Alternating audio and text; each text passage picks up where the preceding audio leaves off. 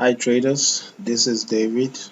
So the markets are officially closed now, but I just wanted to make this recording and show you the trade that I took today on the Euro Australian dollar currency pair. I don't usually trade this particular currency pair, but I was fortunate enough to see a good wave bottom situation on it today, and I quickly took advantage of it. So now this is the trade I took from this purple box rectangle here all the way to this point, but I just want to show you how I got into this trade. So let's go to the monthly chart and then I will explain what I'm seeing or what I saw. So on the monthly chart, this is what's been going on for the Euro AUD, and it's been progressively bullish. However, you can see that it doesn't have momentum as yet. Okay, MACD is quiet, but usually whenever the market gets quiet like this, it's getting ready for a break up or down, and in this instance most likely it's going to break up. Okay, but that's on the monthly. So going to the weekly, this is what we are seeing, and on the weekly, if we were to draw a trend line here, you will see that from here the market has been going up, okay, in a series of zigzags, but still going up. So right now what we have here is an inverted hammer, okay, and whenever you see an inverted hammer or a normal hammer, that usually connotes a reversal situation going on. And usually when you see a hammer like here, okay, or like here, that usually means that there's a wave bottom or a wave top situation, right? So let's go to the daily chart and see what we see. And on the daily chart, this is what's going on. So on the daily chart, what we have here, well, it has formed railroad tracks now, all right, just like here. And usually when you see railroad tracks is also a reversal pattern. So that tells you that the market is gearing up for a reversal. But the main thing I want you to see is how the market has been respecting this area of support, which is shown by this trend line here. And as you know, areas of support and resistance, they are not defined by a line. They are usually around a zone, okay? So we can say that between the line and this region, like so, is the area of support, okay?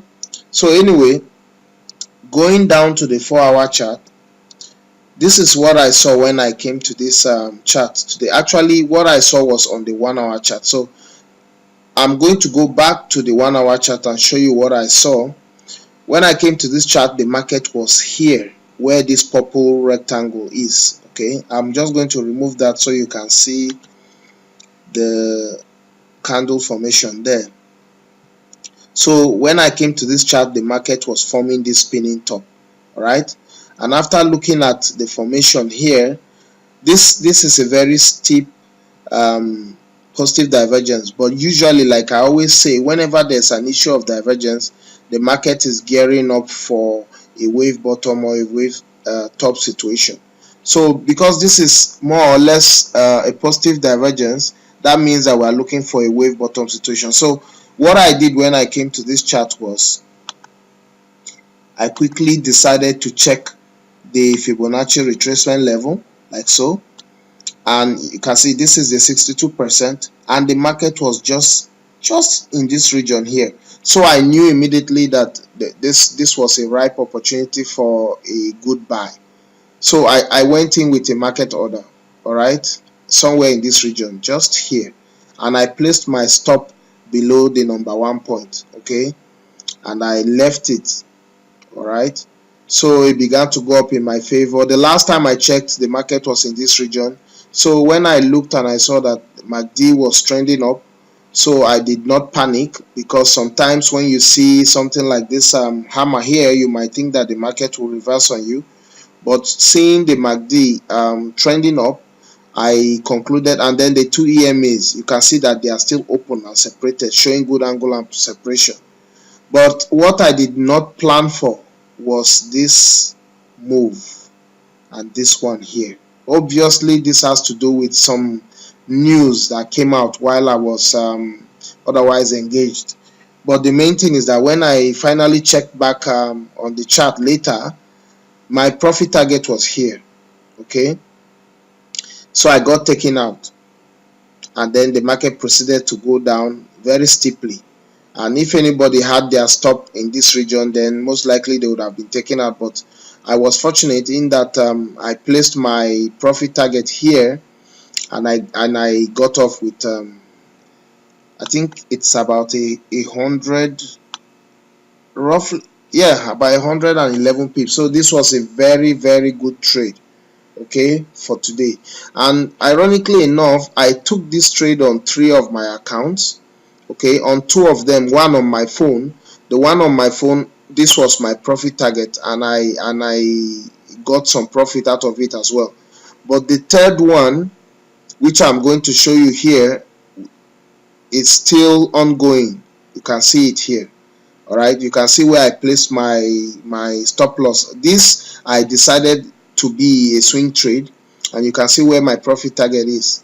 So even though this unusual jig happened, it did not take me out. All right, so if we were to go to the 1 hour chart on this particular account, you will see that this is what's going on. All right, so though I'm leaving it overnight or over the weekend, but I'm still believing that this is just a temporary move down, okay? Because if we go to the 4 hour chart here, you can see that the MACD is just crossing, okay?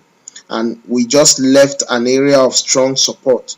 So barring this unusual candle here, I believe that the market will gain momentum next week and give me my profit target. All right. So that's my take on the Euro AUD currency pair. Thank you guys, and have a good weekend, everyone.